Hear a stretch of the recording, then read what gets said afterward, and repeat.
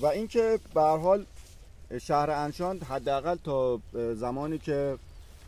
داریوش به هر حال میاد و بر علیه گیومات مخ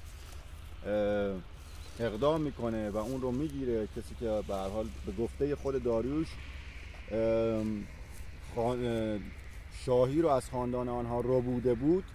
حالا داریوش میاد و داریوش هم میگه من در واقع پارسی ام، ولی با توجه به اون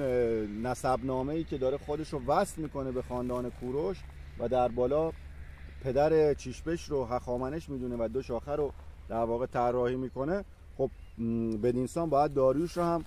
انشانی بدونیم. ولی که حالا به هر حال داریوش سعی میکنه که پارس رو بالا بیاره و بعد شروع میکنه به ساخت شهر پارسه در جلگه مردش. این که میگم انشان رفته رفته متروک میشه، به هر حال عرض کردم آخرین بار ما در کتیبه داریوشه که به عنوان انشان برمیخوریم به صورت جدی و اون هم در قیام وحیزداته است که میگه که گاردی که در شهر انشان بود، زمانی که متوجه شد که وحیزداته خودش رو در واقع بردیا پسر کوروش میخونه، میرن و به اون میپیوندن و پس از اون احتمالاً به خاطر ریشه در واقع شهر انشان و اینکه احتمالاً طرفداران کوروش در این شهر بودن، سعی میکنه که این شهر رو کم کم